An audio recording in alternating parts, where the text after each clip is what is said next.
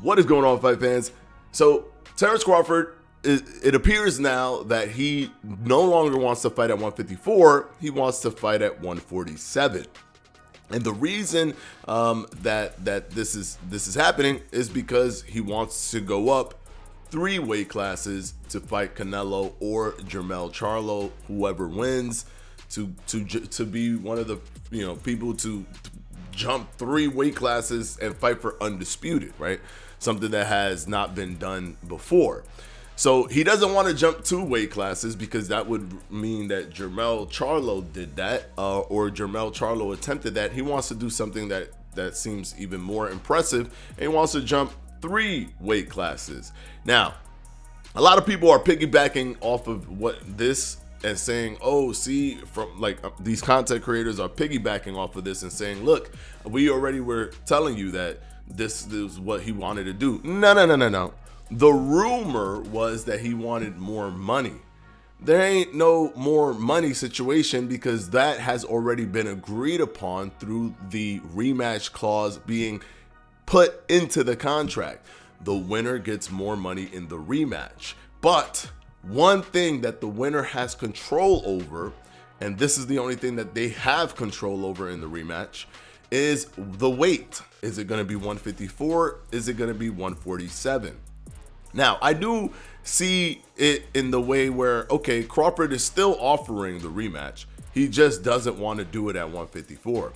But if he does it at 147, it really sells nothing because there's a delusion that Errol Spence would do better at 154. So at bare minimum, you get those people who are deluded that that's going to be any sort of a difference simply because he went up one weight class less than 10 pounds from where he is now.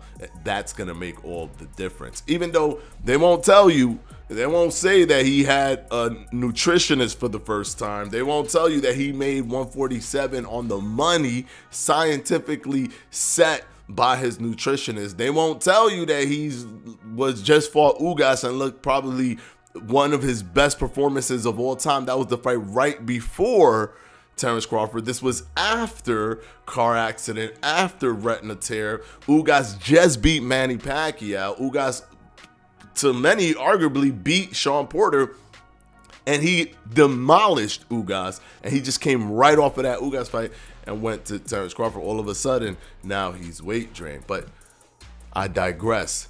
The point that I'm trying to say is, for Terence Crawford to want to fight at 147 is simply because he is no longer caring about what Errol Spence wants. Now, Errol Spence gave him the opportunity to fight. I do understand that. And maybe Terence Crawford should reciprocate in some way the camaraderie of the fact that Errol Spence gave him the opportunity and, succumb to a lot of his demands.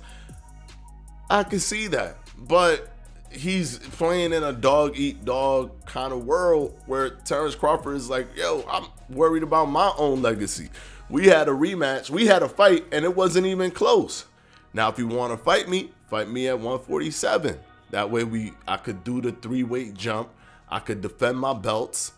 I'd rather do that than move up to 154 and relinquish my belts. There's also, and I'm going to let you guys know that this isn't like 100% or no one really knows this, but this makes a little bit of sense and is a possibility. They're expecting for Terence Crawford, and by the way, this came from Terence Crawford's training partner, so that this is why this is not a rumor, but coming from a source that's close to the information. They're expecting that, they're hoping that Errol Spence doesn't want to fight at 147.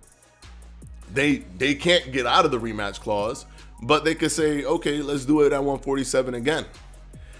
And if Spence gets out of the rematch clause, they're looking at potentially fighting Jaron Boots Ennis.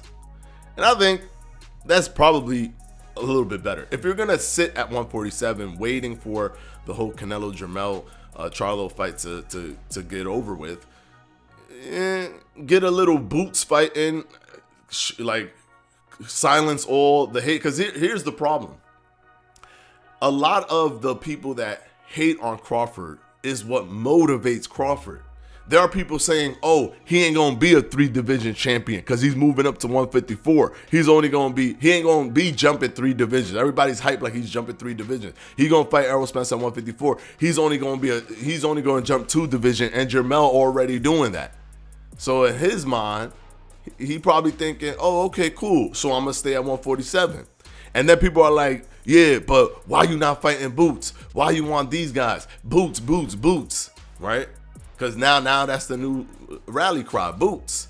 And then now, okay, so I'll fight Boots.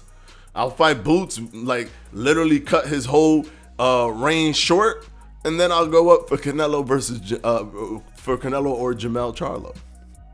The problem is that people are always trying to find angles to hate on Terence Crawford, and then it motivates Terence Crawford to do exactly the thing that you're hating on him for doing or for not doing. So do I think that it is kind of messed up? Yes, I do think it's messed up. Should he fight him at 154? He doesn't have to, but just because, you know, y'all had an agreement, y'all talked, and y'all did what y'all needed to do, maybe you fight him at 154. But on the flip side, do I think that for his legacy, it's a useless fight? And I've been saying this since the beginning. The fight does not need to happen. Not at 154, not at 147. And the only reason that it's even happening is because there's a rematch clause attached, because that one-sided beating does not require a rematch. No, in no world, if there was not a rematch clause, would anybody be expecting a rematch at 154 or at 147 with a beating like that? It's only because the rematch clause is in there that people are trying to justify a rematch in their mind, saying how 154 will make all the difference, when we know it ain't gonna be making no difference at all. The beating is going to be worse because he already has his tendencies, his power, his timing, everything down. It's just gonna be worse. So from that point, I get that too. Like, what's the point of this? If you want to do it, let's do it at 147 so I could jump 3 weight classes up and become undisputed. So I could see it. I see both sides. I see why people would look at it and say that it's not right. It's kind of like backstabby when you made a deal with Errol Spence. And I could see it on the other flip side where he wants to be at 147, and then he has a contingency plan. If he doesn't fight him at 147, he's going to go ahead and fight Boots and basically shut everybody up. It's like, okay, now I beat your dude and I beat your other dude. Now what? I'm moving up. What's good? That's what I'm seeing. Anyways, that's what's coming in as the reports from Steven Nelson, who is Terence Crawford training partner. He said exactly, by the way, facts. And to all the people out here spreading false narratives because they're saying that he wants more money, that's probably what he's referring to, because that's not what Bud is saying.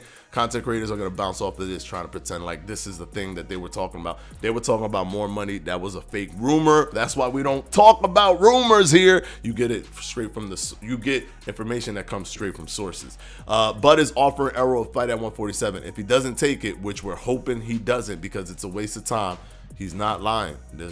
I see no lies here. Bud wants to do something that's never been done, and move up 3 weight classes to beat Canelo. Well, he's expecting it to be Canelo that's going to beat Jermell Charlo. I'm also predicting that Canelo will beat Jermell Charlo. But let's see what happens. You never know, man. Anything can happen in boxing. But I'm on an 8-fight prediction streak. Let's see if it becomes 9. And then when Terence Crawford fights Canelo, we'll start talking about who's going to win that fight. All right, until the next time, peace out, guys.